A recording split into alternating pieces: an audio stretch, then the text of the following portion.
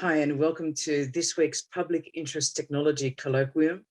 We're spoiled this week, two presentations by two fabulous women. The first presentation is titled Zanie and the ROI, the Return on Investment of Conversation. My name is Katina Michael. I'm a professor in the School for the Future of Innovation in Society and the School of Computing and Augmented Intelligence. And I'm also the director of the Society Policy Engineering Collective at Arizona State University. Today, our first guest is Jumana Abu Ghazaleh, the president of Pivot for Humanity and the founder of the Zanie app. She brings with her her team, and I'd love her to introduce her team, but if I don't steal her thunder, we have Lisa Mandel, Adib, Tarek, Samar, Lisa, and the Zanie team of developers and conversation engineers and user experience designers. Pivot for Humanity is bringing home an incredible message to everyone. They state on the front page of their website, Silicon Valley is breaking the future, and Pivot for Humanity has the solution, professionalization, but we need your help. We're focused on the root cause, and if you read on about the root cause, it's this notion of going against the grain, of moving fast and breaking things, and being more deliberative, looking at universal ethics, norms, and values towards this notion of professionalization. Medical doctors and engineers have been there before, at least 100 to 200 years before us at various stages. Why not the rest of us in the tech sector? Jumana's been a guest on many podcasts. She's a well sought after speaker, but I would like you to go and listen to The Joy of Missing Out, JOMO, which will keep you entertained and get to the guts and the heart of what Jumana Abu Ghazaleh is about. She also runs a podcast with the assistance of the interviewer, Lisa Mandel, called What's Betwixt Us. Go and listen to the 30-odd interviews that have been painstakingly put together with the greatest amount of joy. These are all about empathy in the workplace. And if we look at this in totality, that's what Zanie is about. It's about providing the building blocks for a work culture that thrives. If you connect with people that you work with, your productivity is sure to skyrocket. So that's a bit from me. And now I'd like to also point you to the many, many various recordings that Jumana has generously volunteered her time to at ASU, whether it's been the IEEE ISTAS 20 gathering, where she did a full-length pre-record presentation and also a podcast with Lisa Mandel, right through to my own course in the Public Interest Technology 502, Co-Designing the Future, where she reached out to my students, whether it's appearing in person, live, synchronously in a guest lecture, as she did only a few weeks ago, to my current CSE 598 Smart City Infrastructure and Technology, or the Public Interest Technology Network last year, PIT-UN, which is back in town next week on the 2nd of November at Arizona State University with the New America think tank, or it's been the AAG, where she's talked about geoethics and professionalization in the GIS scientific realm. She's constantly giving of her time, and today she gives once more at this colloquium.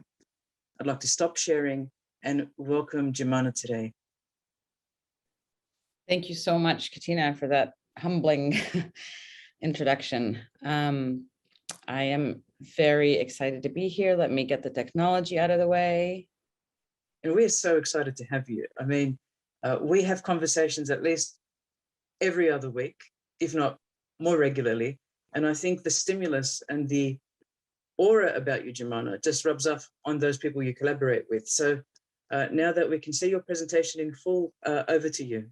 Thank you. Thank you so much for having me. I'm thrilled to be here with my colleagues. I will introduce them to you a little bit later on in the presentation. I'll be doing most of the talking, but don't let that fool you. It's in conversation and in communion with my team that the idea and execution of this talk was developed. And honestly, I hope to make them proud as I share our learning with you. We're here to share some of our research and our insight and our own lived experience as colleagues in this emerging, uncertain COVID-influenced tech everything world. And I want to start with the most important thing that I've learned personally in the past 2 years of working on this. And it is this: when we show up for work, we are actually showing up for each other. We do the work not just to do the work, not just for ourselves, not because of blind ambition, not just to get paid or because we have to. We do the work even when the work is hard and unforgiving, unrewarding, and unrelenting. We do the work because we are a team and we are in this together. There's a greeting in the Zulu tribe that I find beautiful. And when I first read it, it took my breath away. Sawubona. It means literally, I see you. I see the whole of you, your experiences, your passions, your pain, your strengths and weaknesses, and your future. You are important to me and I value you. All of that in one gorgeous word, sawubona. It's a way to make the other person visible and accepted as they are, an invitation to a deep witnessing and a presence, a seeing that is essential to human flourishing, because when we really see people, we can no longer treat them indifferently or inhumanely. We see who they are and feel compassion. Seeing then becomes a basic form of respect. It acknowledges that we are more than ones and zeros, that we are complex and multidimensional, that no two of us are alike, no matter how similar we seem. That we are more than ones and zeros, and that the only thing that is actually identical, things that are identical, are manufactured. They're not natural. Just look out your window. Look at two flowers. No two are identical, no matter how alike they look on the surface to the incurious eye. Joseph Stalin famously said, "A single death is a tragedy, while a million deaths is a statistic." I want to repeat that. A single death is a tragedy. A million is a statistic. Why? Because we feel empathy and compassion to humans, to individuals, to people, not to statistics. And behind each death is a whole universe that disappears when we reduce people to statistics. Statistics, simply put, dehumanize. Statistics, numbers, big data can too easily be used to obscure the tragedy of death, to strip the dead of their individuality, of their dignity, their stories, their humanity. Big data makes us less curious about the dead, not more, in the sense that it serves to relieve us from the burden of processing the true weight of their death. We don't have to know much. We don't need to know who they are, who they left behind, what their lives looked like. All we need to know is that there were many of them. And that, statistics say, is enough. This isn't only true in death, it's true in life too. And it's increasingly true in modern life. When we stop seeing people as individuals, unique beings, when we reduce people to statistics, we lose our ability to relate to them. We lose our understanding, our compassion. When we focus on data, the people, the places, nature, and the beautifully personal experiences and artifacts disappear. They fade into the background. They become invisible. And all that's left is ones and zeros. That's the risk we run in a tech everything world. Big tech flattens our dimensions. Big data obscures our nuances and obfuscates our inherent uniqueness as individuals with different lived experiences. Big tech says, at the end of the day, we're nothing special. None of us truly matters because none of us really stands out from anyone else. After all, we're just data points. And even though I'm nothing like my siblings, nothing like my sister or my neighbors or my business school class or my high school class, big data doesn't care. It doesn't care about who I am or who you are. It only cares about what it can get from us. And that is whatever it deems enough to lump us into neatly packaged and labeled groups. I don't know how many of you are familiar with the term snowflake generation. It originated with the movie The Fight Club, and in 2016 was one of Collins English Dictionary's words of the year. Collins defines the snowflakes as, quote, the young adults of the 2010s, born from 1980 to 1994, who are viewed as being less resilient and more prone to taking offense than previous generations, end quote. It's a derogatory shorthand to refer to millennials, a generation said to be easily offended, attention-seeking, and weak. All 72.1 million of them. I have a strong point of view on this. I believe millennials were given the derogatory descriptor because they were onto something. I have 9 millennial nephews and nieces. They are by no means perfect. They are not saints, but I promise you that they are radically different from each other. Yes, they want to be seen. They want attention, but not any more than you or I or any person of any age does. What's different about millennials is this. They are the first generation to grow up truly digital, which is to say, to grow up as statistics. Millennials are the first commodified generation. They were molded by technologies that define their worth by the depth of their engagement and addiction to tech. They were being groomed from a very young age to hide behind the numbers. They were being erased, rendered invisible by big data, by big tech that said that they were just the sum total of numbers. And if the numbers are small, if you don't get enough likes or shares or swipes or comments or emojis, then your life too must be small. It doesn't matter. It's not important because it didn't go viral. Nothing is real if you don't post it, and nothing is important if it's not tapped, swiped, shared, or viral. And if that's not pressure to fight to be seen, I don't know what is. The image you see on the screen is from a series of ads from the British Army. They use it to appeal to millennials. And this one act of seeing people, not just as numbers, allowed them to reach a record-breaking number of applications in a single day, which makes it really clear that being seen matters at work. It matters everywhere.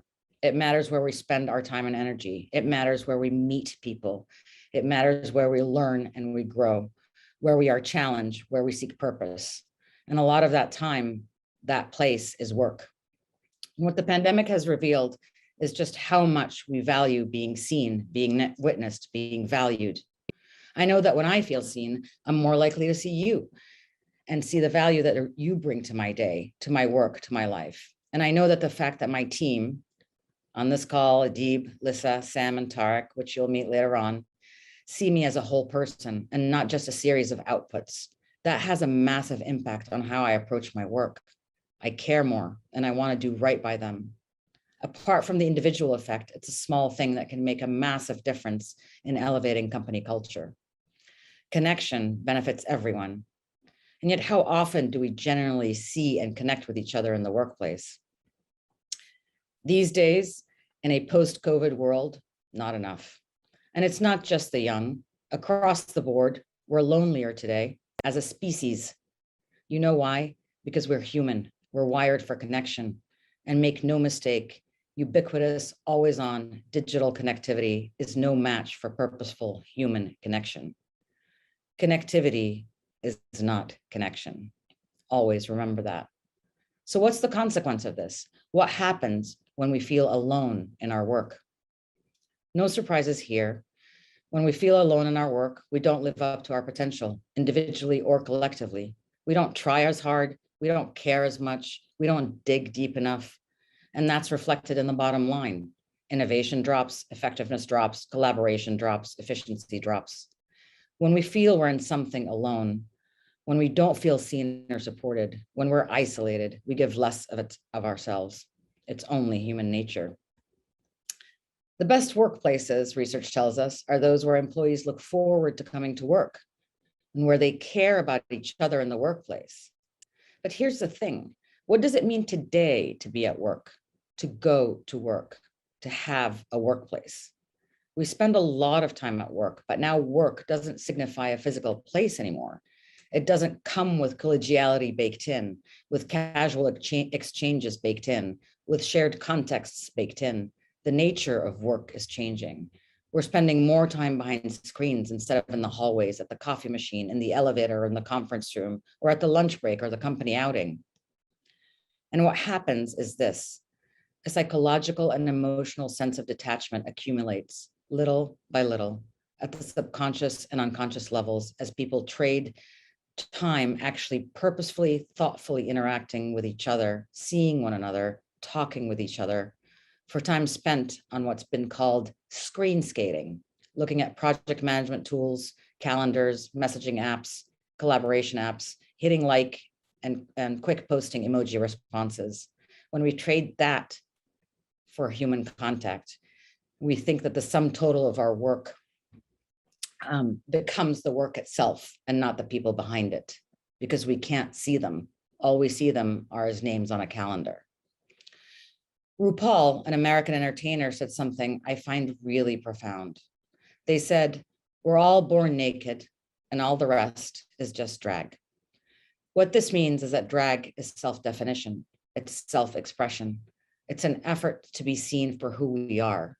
Drag is what we do with what nature has given us. It's everything from the colors we choose to the makeup some of us wear, to the art we buy, the type of eyeglasses we choose, to the acronyms we use, the tweets we send, the posts we share, the way we wear our hair. It's a poem. It's all drag.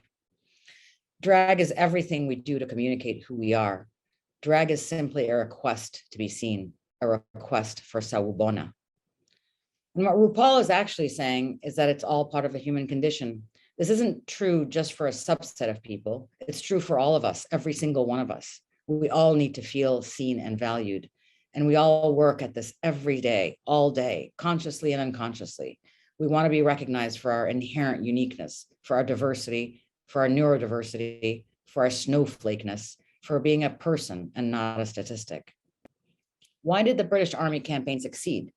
Because it acknowledged that millennials were not just numbers, faceless, homogenous, and easy to dissect and label en masse, and by implication, worthless.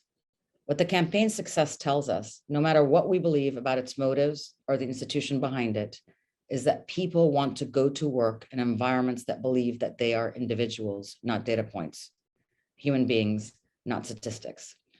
And that's why, for the past 5 years, we've been working on building Zanie. To survive, let alone thrive, in an increasingly intermediated, digital, and distributed workplace, workers need a sense of true community, not just engagement, not just fun, not just values alignment, not just purpose. When we are at work, in order to be our best, in order to give our best, we need sawubona.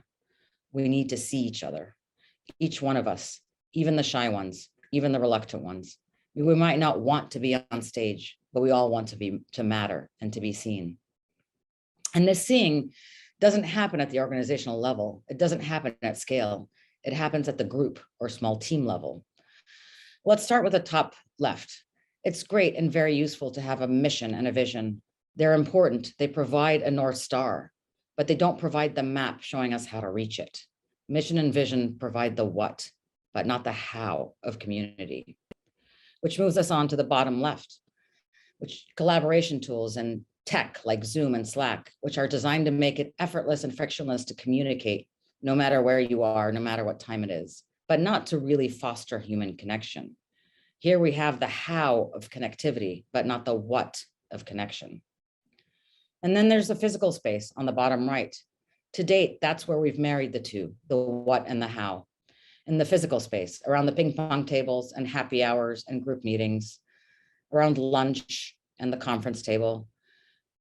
But the more we use tech, the less we invest in those activities, and the less access we have to one another in the physical world, the harder it is to form connections with each other. Which brings us to Zanie. Zanie has one and only one very important job, and that's to remind people in the digital world of each other's humanity, to create curiosity among them about one another, so that when they're invisible behind their screens, they're still seen. How? Through conversation. It's simple, really. Zanie helps facilitate meaningful, insightful dialogue between team members on a regular basis, giving them an opportunity to learn about each other and see each other in new ways with fresh eyes.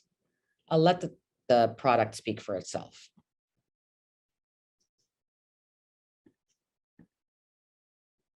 The way Zanie works is simple. At the same designated time every week, Zanie will appear in each team member's DM with a dynamic prompt question. These varied questions are designed for everyone to shine and to share their unique points of view. Each team member has the opportunity to go with their gut and answer right away, or to take their time and contemplate. Now let's look at the experience from one unique user's perspective. Meet Frank.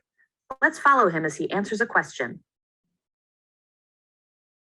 After answering the question, Zanie will give a nod of encouragement. Once at least 2 people have answered, Zanie will open a special discussion channel for the week's topic and populate it with everyone's responses.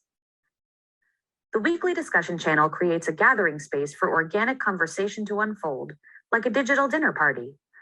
Questions are designed to showcase not just how people think and work, but also what they value and care about. This approach allows people to find different ways of connecting and engaging with one another. And just like that, trust builds organically. We already have the answer inside us. Zanie just helps bring it out. The way Zanie works is simple. At the same designated time every week, Zanie will appear in each team member's.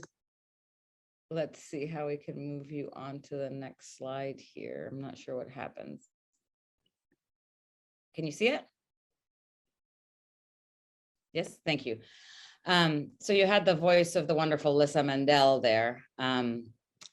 But the mechanism may seem simple, even simplistic, but it's built on a really rigorous 4-dimensional patented trust building model that's grounded in social science, behavioral psychology, and philosophy.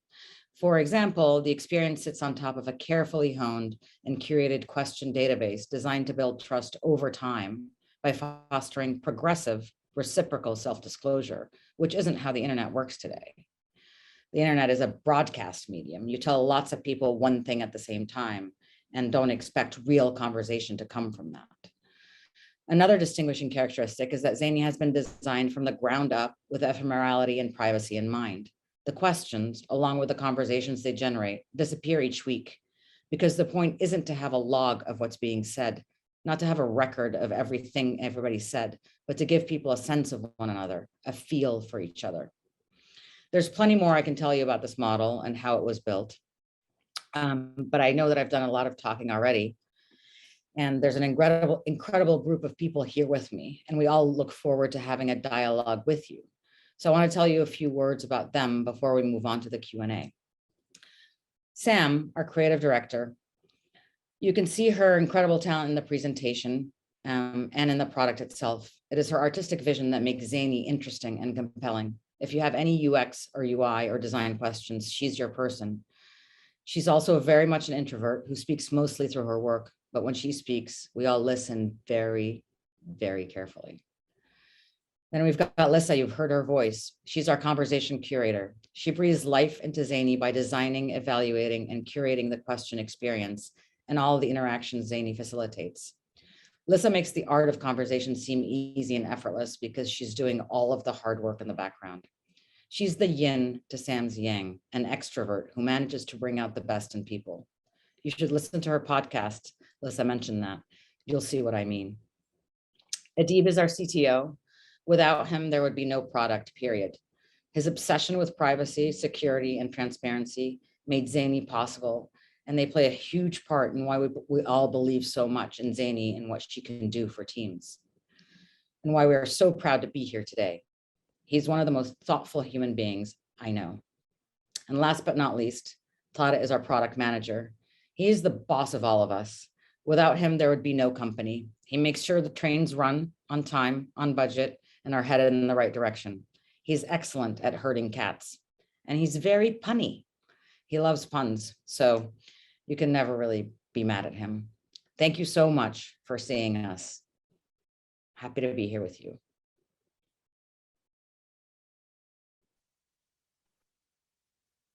Jumana, can you repeat the last bit?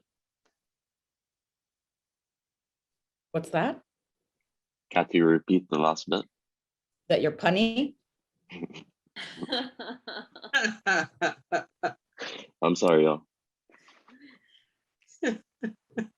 We're all here. We're Sam, Adib, Lissa, and Tada, the excellent team, the team that sees me day in and day out. I hope I see them too, are here. We can answer any questions about the product, about how it's built, about why it's built, about why its time is now. If you have any questions about how it works, the research behind it, anything, we're here to answer them.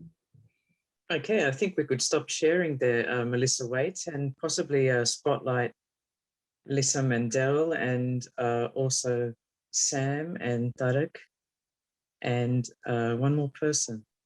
that special person, Adib, of course, the CTO. It's great to have you with us. First of all, this happy, bubbly group of people that are on a mission to get people talking. And so this is my first question, if I can hog the floor for a moment. We're using a bot in Slack to try and encourage human-to-human conversation. Tell us, who thought of that idea? How did it come to fruition? And why does it work? The idea came because we are spending a lot of time using digital tools, and in our view, that train has already left the station. There's no stopping it. Telling people to get off technology is not the answer. It's exclusionary. So what do we do? How do we build humanity into the technology we're already using? And so the focus was, all of these tools designed to create efficiency exist, but are there any that are designed to actually remind people of each other's humanity and make them talk? There are tools that make you manage your time, make you manage your calendar, make you schedule things, make you track your budget, but there aren't any tools that say, talk to one another. Zoom and Slack are tech tools, they're connectivity tools. They open the channels of communication, but they don't support the dialogue that happens in between. And so, a bot as a way to say, simply to pop in and say, remember, there's another person, and pop back out. That's the role we see for Zanie. Lisa, I don't know if you have a. Yeah, I think that, everybody remembers Clippy, right, from Microsoft Word in the 90s, and nobody really liked Clippy because it was a little invasive. And I think that the reason why Zanie is so effective is because it brings in a little bit of warmth, right, without anthropomorphizing this bot too much, but it is a little bit of warmth and sort of just a catalyst and a connective tissue. So that people can have just some sort of a host to kick it off, a spark, basically. So it feels a little bit less cold and a little bit more familiar to have a bot spark the conversations that ultimately will just be carried out by the humans involved. I think it's important to remember that conversation is actually really difficult. I mean, there's a reason it's called, an art. There's an art to conversation, and there are people who are better at it than others.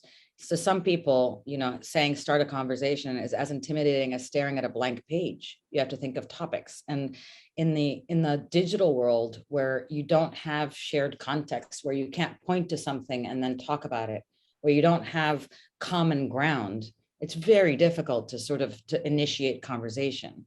And all the role of the bot is simply to give you some context around which to connect. Mm. What if I was to pose a scenario to you, Lisa and Jumana, and say this was a conversational agent? Mm-hmm. Looks a bit like Alexa, but it's a water bottle. Let's say it was a water bottle in disguise, and it was a conversation agent. And I put it down on my desk, and so I don't feel so lonely. I talk to my conversational agent. How are you feeling today? What's the difference between no good? No. Tell me. I would say it's a conversational lubricant, because if it's there, then it gives us something to talk about. Mm-hmm. So it serves as a way for you to connect with me. I might talk about its color or its shape, or it might remind me that I'm thirsty and I might say something, but the dialogue is still human to human. We talk about it or about something it makes us think of to each other. There's a big difference in saying conversation between two people helps develop understanding and compassion and widens your field of vision and understanding. It is not, the intent of Zanie is not to give people an opportunity to talk to themselves or to hear themselves talk. It is an opportunity to think of it as a window through which they can see another person. Mm-hmm. Yeah. Go ahead, Lisa, please.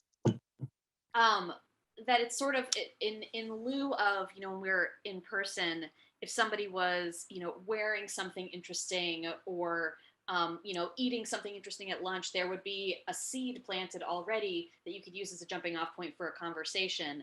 And when you're working remotely and you don't have that physical context, Zanie just drops a seed, which is a question or a prompt of some kind. That yes, the purpose is not I want someone to talk to and it's Zanie. It's I want someone to talk to, and so Zanie is facilitating the bonfire around which we can talk as people.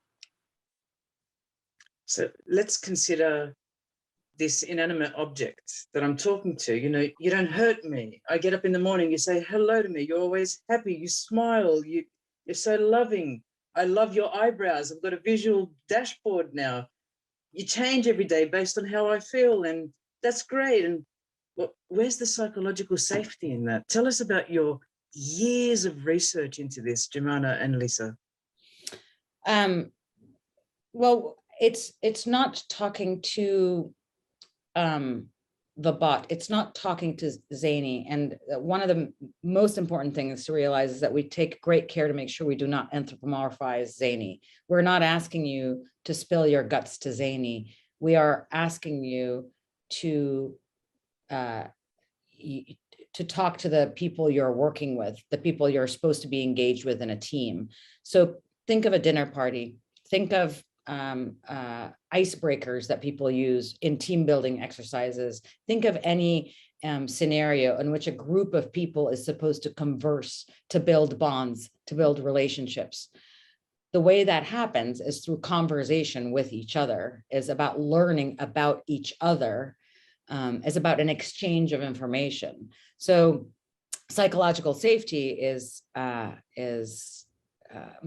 becoming more and more well known as a term. What it fundamentally means is that a team, a group of people, feel safe in each other's presence to take interpersonal risks. They feel like they can be themselves. They can feel like they can have a bad day and not be penalized for it. They feel like they can throw out a crazy idea and not be ridiculed for it. It's the idea that a group of people is willing to listen with an open heart, open eyes, open mind to a different perspective, to a person with a different lived experience. And the only way you get to that shared lived experience is by talking to each other, is by actually exchanging information. And part of why Zanie is built on reciprocal progressive self-disclosure, again, which is, in a lot of ways antithetical to how the internet currently works, is that trust and this feeling, these bonds, this feeling of psychological safety only happens at a group level. It doesn't happen if I'm only talking and it's a one-way street. It only happens if the group chooses to participate. So part of what's built in here is, once you peel away the superficial layers of an onion that everybody sees, once you get past the regular banter, it's really important, if I'm going to be vulnerable, for you to be willing to be vulnerable too, in small micro moments. We're not talking about going from 1 to 0. We're talking about going on a journey together as a team of self and other exploration. We're talking about an opportunity to learn about somebody else and yourself in the same process. And in doing so, get a sense of what this group, this actual organism is like, what makes it work, where does it need support, when part of it is struggling, how does the rest of the group show up?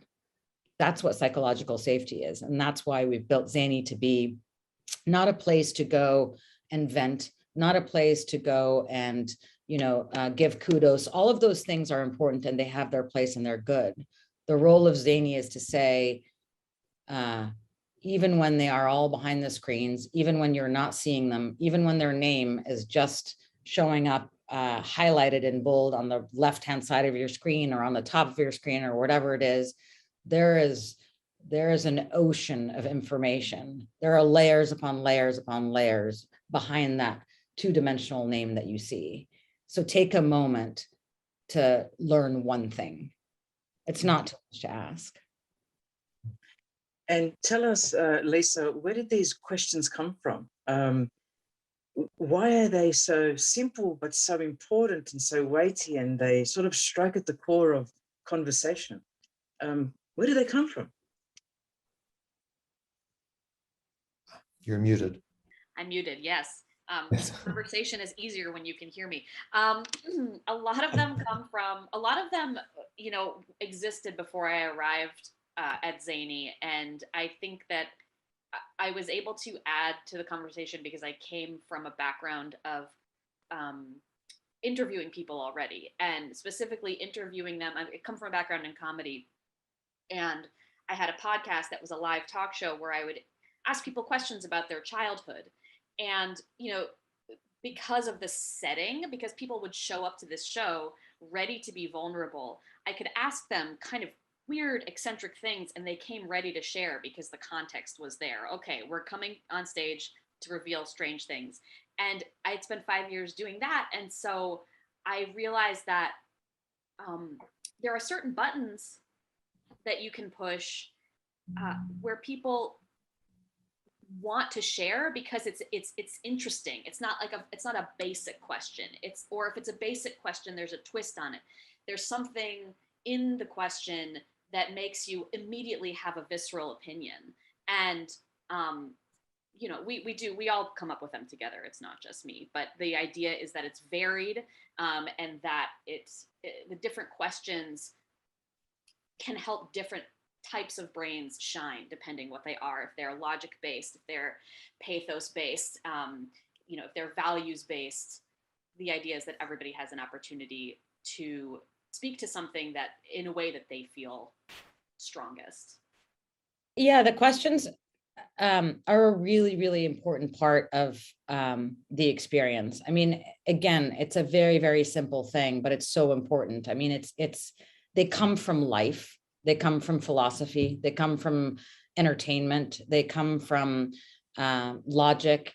A lot of, we're hearing a lot about whole personhood and the importance of not separating life from work and work from life and home from work and all of those kinds of things, and work-life balance.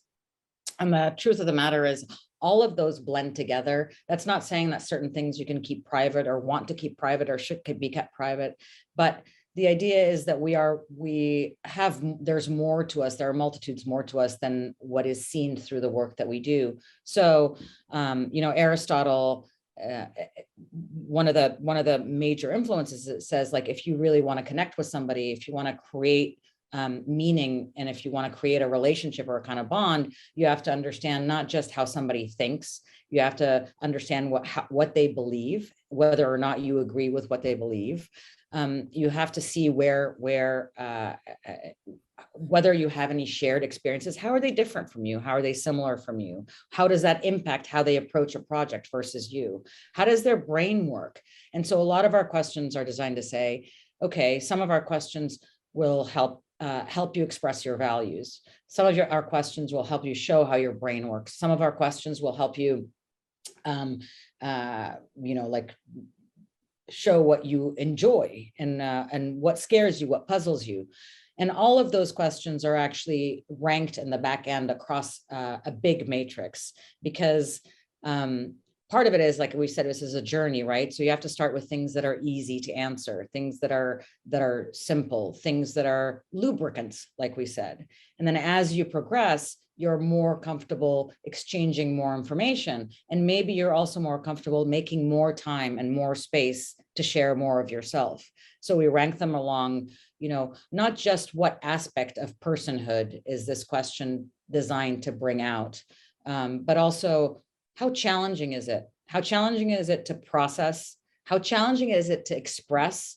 And this is another thing. It's a different thing to talk about something with somebody live versus typing out a whole story. So that's another thing that we think about. There's a big sort of in the back end, there's a lot of thought put into figuring out how to present questions, whether they're personality questions or intellect questions or logic questions or values questions.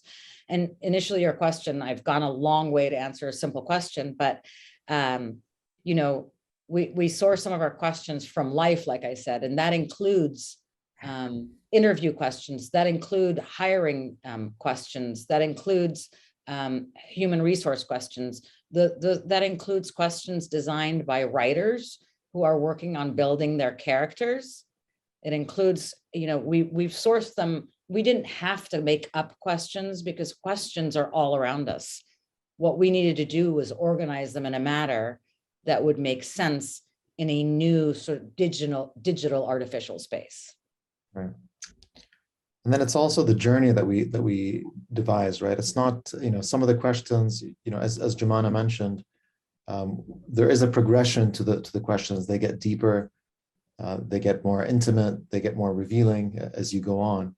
But there's also, we try to make sure that it's not monotonous for the user. We try to put in a lot of variety in terms of the types of questions and the mechanisms of the questions. So in some cases, there might be multiple choice. In some cases, it's a description. In some cases, a little bit more fun with images and whatnot. It's very important for us that, this should not feel like a chore for the people that are engaging with it. They really should feel like it's something that they're looking forward to interacting. And it's not, it's not very demanding. It's just one question a week. It's one conversation a week. And if they answer the question, they can enter into the private discussion channel. And of course, if they don't answer, then they miss out on that team building with and seeing how everybody else answered the same question. So yeah, that variety is something which is very important for us as well.